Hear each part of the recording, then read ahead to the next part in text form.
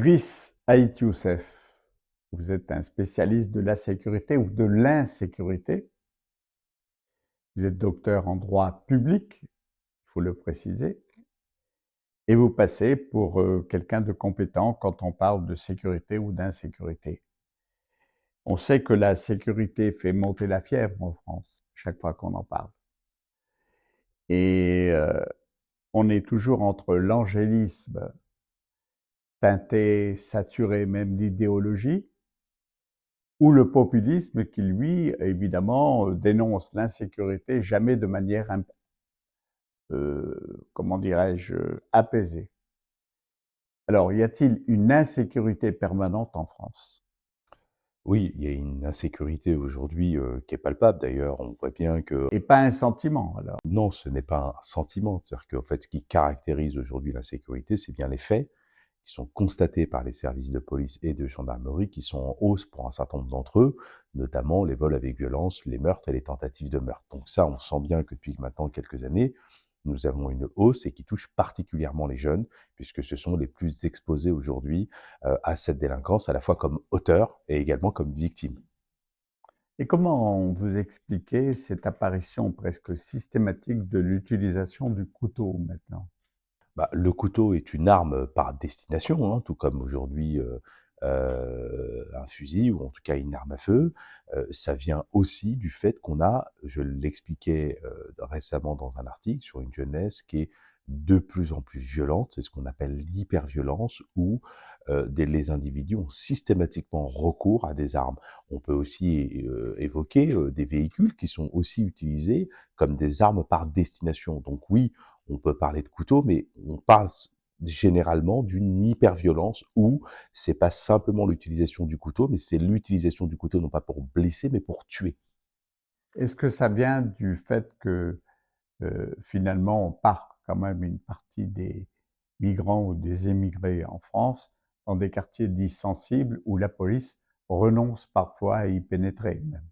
Je pense que c'est un ensemble de raisons. La réalité, c'est que vous avez les tenants il y a effectivement une relation directe entre l'immigration et la délinquance, et vous avez les tenants c'est de la faute de l'État qui n'a pas su prendre correctement en charge. Je pense qu'il y a en réalité un juste milieu à trouver dans l'analyse ou en tout cas dans le diagnostic. Le fait est que pendant les 30 glorieuses, on avait dans les grands ensembles, d'une certaine manière, la classe moyenne. On avait des immigrés qui prenaient parfaitement soin de leurs enfants, qui étaient dans une éducation extrêmement rigide, en tout cas beaucoup d'attentes, et des gamins qui ont réussi, qui ont fait leur service militaire et qui se sont extrêmement bien intégrés dans la société. Ce qui est aujourd'hui beaucoup moins le cas. Au-delà même de la paupérisation d'un certain nombre de territoires, un certain nombre de quartiers, cette paupérisation, le déclin des services publics, quand je parle de services publics, c'est pas que la poste, c'est l'éducation, c'est aussi la sécurité. La sécurité, c'est un service public. Tout ça, le déclin des services publics, laisse la place inexorablement à la délinquance. On le dit souvent, la déscolarisation, c'est l'antichambre de la délinquance.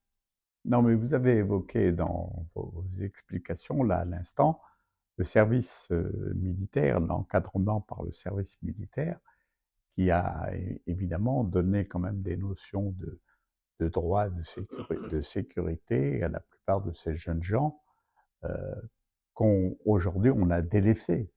Il n'y a même pas de politique d'intégration en France. Il n'y a aucun effort qui a été fait, comme l'abandon de la politique de natalité aussi d'ailleurs.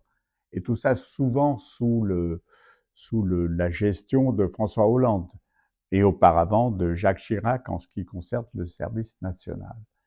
Faut-il y rétablir un service volontaire, un service national, pour encadrer et leur donner des notions, notamment de sécurité, de droit, d'ordre et de respect du droit à tous ces jeunes gens? Je pense que vous l'avez très justement relevé, la suppression du service militaire sous Jacques Chirac, pour moi, est une erreur.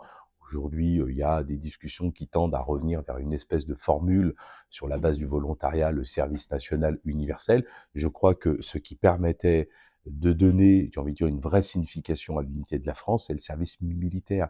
Que vous soyez corse ou habitant de la Bretagne, ou habitant de la Corrèze, de la Seine-Saint-Denis, ou de Marseille, ou de n'importe, on était unis sous un drapeau, une forme de cohésion, et c'était l'appartenance à une nation et ses valeurs, c'est-à-dire la France, qui primait sur toute autre considération culturelle et sociale. Et je crois que l'abandon du service militaire, ça a été une erreur, c'est un drame pour notre pays, parce qu'on voit bien aujourd'hui, d'une certaine manière, manque de repères, et donc je pense qu'il faut le compenser. Malheureusement, ni l'éducation, quand je parle de l'éducation, c'est la maison, ne répond plus à ça aujourd'hui, et encore moins l'éducation nationale, dont on voit bien qu'aujourd'hui, on a une rentrée scolaire, il manque 2500 enseignants. Donc aujourd'hui, on a un vrai déficit de qu'est-ce qui fait aujourd'hui l'État-nation? Quelles sont les valeurs? La République, qu'est-ce que ça veut dire?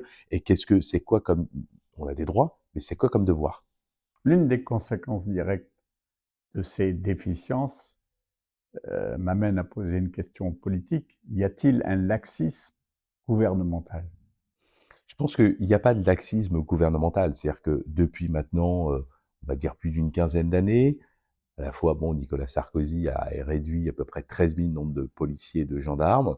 On appelait ça à l'époque les révisions générales des politiques publiques, le non-remplacement de fonctionnaires au départ à la retraite. François Hollande a essayé de gonfler les effectifs en recrutant 8 000 policiers et gendarmes. Et depuis, on a eu une inflation législative avec des lois de plus en plus sévères. Je ne connais pas une loi qui a été votée récemment visant à réprimer davantage les crimes et délits, qui était plus douce que celle qui avait été votée auparavant. Par ailleurs, on le voit bien, ça se traduit par une surpopulation carcérale.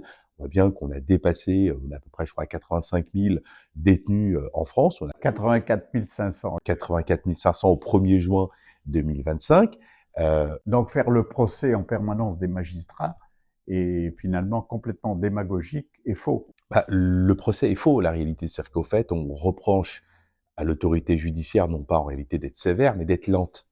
C'est-à-dire que mais si l'autorité judiciaire, la justice judiciaire aujourd'hui a du mal à passer, c'est parce qu'elle manque d'effectifs. C'est parce qu'on a tendance, c'est vrai, à beaucoup réprimer. À tort ou à raison, il ne m'appartient pas de me prononcer de ce point de vue, mais le fait est que on vote des lois de plus en plus sévères et on a aujourd'hui une surpopulation carcérale. Les juges français sont parmi les juges les plus sévères d'Europe. Donc on ne peut pas dire qu'il y a une forme de laxisme. En revanche, qu'il y a un échec dans les politiques publiques de sécurité, ça me semble évident. Ça, c'est souvent le fait d'ailleurs de journalistes qui sont jamais allés sur le terrain ou jamais dans les couloirs des palais de justice pour observer l'action des magistrats, des juges d'instruction et de toute la magistrature d'ailleurs. Ouais, absolument. C'est-à-dire qu'on va reprocher à un juge de ne pas mettre en prison quelqu'un qui, par exemple, aurait défié un policier ou un gendarme, aurait rien fait. On peut pas mettre en prison tout le monde. C'est une réalité. Aujourd'hui, la prison ne répond plus à sa mission première, qui est d'une certaine manière faire prendre conscience à l'individu qu'il a commis un crime ou un délit, qu'il est là pour le réparer, et puis ensuite de le préparer à sa réinsertion. L'objectif de la prison, c'est la réinsertion et la lutte contre la récidive. Or, aujourd'hui, la prison, non seulement elle ne répond pas à cet objectif principal, mais bien pire que ça, aujourd'hui, c'est l'école du crime, comme on le dit. Donc aujourd'hui, de dire que la justice est laxiste, etc., ce n'est pas vrai. En réalité, et ça va peut-être choquer ce que je dis, c'est que, à force d'avoir dit depuis ces 20 dernières années qu'il faut être de plus en plus sévère en délaissant les aspects préventifs, je pense Et éducatif. bien sûr, absolument, le préventif et l'éducatif, ça permettait justement d'éviter le passage à l'acte. Alors, je voudrais aborder le sujet de plus en plus grave qui se développe de manière maintenant incisive, quasiment. C'est le trafic de drogue, l'argent que rapporte le trafic de drogue qui donne des moyens notamment considérables pour tenter de corrompre, notamment les fonctionnaires. Va-t-on continuer notamment à négliger, à fermer les yeux sur le nombre de consommateurs? Alors, aujourd'hui, on a une évolution euh, qui fait qu'on a de plus en plus de consommateurs de drogue. On parlait de cocaïne, il y avait le cannabis aujourd'hui. On estimait encore il y a quelques années à 500 000 nombre de consommateurs de cocaïne. En réalité, ils sont bien plus aujourd'hui. On a une forme de démocratisation et ça me coûte de le dire parce que d'abord, on a une drogue qui est de meilleure qualité. Aujourd'hui, on a une cocaïne qui est disponible, qui peut monter jusqu'à 98% de pureté.